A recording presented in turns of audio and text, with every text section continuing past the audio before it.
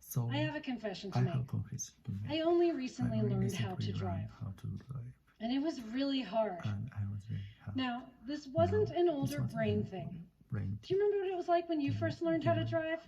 When every decision you made was so conscious and deliberate? I'd come home from my lessons completely wiped out mentally. Now, as a cognitive scientist, I know that this is because I was using a lot of something called executive function. Executive function is our amazing ability to consciously control our thoughts, emotions, and actions in order to achieve goals, like learning how to drive. It's what we use when we need to break away from habit, inhibit our impulses, and plan ahead. But we can see it most clearly when things go wrong.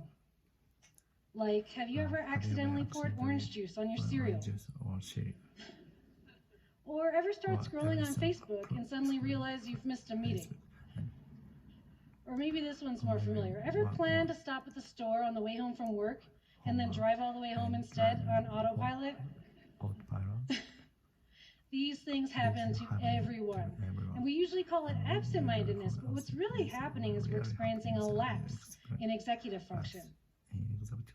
So we use executive function every day in all aspects of our lives. And over the past 30 years, researchers have found that it predicts all kinds of good things in childhood and beyond, like social skills, academic achievement, mental and physical health, making money, saving money, and even staying out of jail. Sounds great, doesn't it? Sounds great. So it's no surprise that researchers like me are so interested in understanding it and figuring out ways to improve it. But lately, executive function has become a huge self-improvement buzzword. People think you can improve it through brain-training iPhone apps and computer games, or by practicing it in a specific way like playing chess. And researchers are trying to train it in the lab in the hopes of improving it and other things related to it, like intelligence. Well, I'm here to tell you that this way of thinking about executive function is all wrong. Brain training won't improve executive function in a broad sense because it involves exercising it in a narrow way, outside of the real-world context in which we actually use it. So you can master that executive function app on your phone, but that's not going to help you stop pouring OJ on your Cheerios twice a week. If you really want to improve your executive function in a way that matters for your life, you have to understand how it's influenced by context. Let me show you what I mean. There's a great test that we use in the lab to measure executive function in young children called the dimensional change card sort. In this task, kids have to sort cards in one way, like by shape, over and over until they build up a habit. And then they're asked to switch and sort the same cards in another way, like by color. Now, really young kids struggle with this. 3- and 4-year-olds will usually keep sorting the cards in the old way, no matter how many times you remind them of what they should be doing. If it's blue, put it here. If it's red, put it here. Here's a blue one. Okay, so now we're going to play a different game. We're not going to play the color game anymore. Now we're going to play the shape game. And in the shape game, all the stars go here, and all the trucks go here. Okay? Stars go here, trucks go here. Where did the stars go? And where did the trucks go? Excellent. Okay. Stars go here, trucks go here. Here's a truck. Stars go here, trucks go here. Here's a star. So it's really compelling, and it's really obvious when she fails to use her executive function.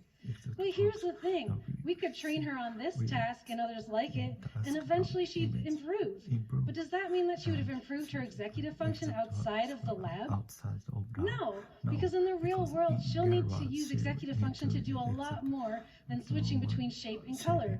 She'll need to switch from adding to multiplying, or from playing to tidying up, or from thinking about her own feelings to thinking about her friend. And success in real-world situations depends on things like how motivated you are and what your peers are doing. And it also depends on the strategies that you execute when you're using executive function in a particular situation. So what I'm saying is that context really matters. Now let me give you an example from my research. I recently brought in a bunch of kids to do the classic marshmallow test, which is a measure of delay of gratification that also likely requires a lot of executive function. So you may have heard about this test, but basically kids are given a choice.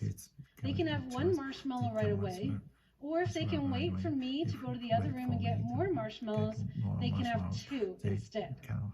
Now, most kids really want that second marshmallow, but the key question is, how long can they wait? Now, I added a twist to look at the effects of context. I told each kid that they were in a group, like the green group, and I even gave them a green t-shirt to wear. And I said, your group waited for two marshmallows, and this other group, the orange group, did not. Or I said the opposite. Your group didn't wait for two marshmallows and this other group did. And then I left the kid alone in the room and I watched on a webcam to see how long they waited. So what I found was that kids who believed that their group waited for two marshmallows were themselves more likely to wait. So they were influenced by a peer group that they'd never even met. Pretty cool, isn't it? Well, so with this result, I still didn't know if they were just copying their group or if it was something deeper than that. So I brought in some more kids, and after the marshmallow test, I showed them pictures of pairs of kids, and I told them one of these kids likes to have things right away, like cookies and stickers, and the other kid likes to wait so that they can have more of these things. And then I asked them, which one of these two kids do you like more, and who would you want to play with? And what I found was that kids who believed that their group waited tended to prefer other kids who liked to wait for things. So learning what their group did made them value waiting more. And not only that, these kids likely used executive function to generate strategies to help themselves wait, like sitting on their hands or turning away from the marshmallow, or singing a song to distract themselves. So what this all shows is that it's just how much context matters. It's not that these kids had good executive function or bad, it's that the context helped them use it better. So what does this mean for you and for your kids? Well, let's say that you want to learn Spanish. You could try changing your context and surrounding yourself with other people who also want to learn.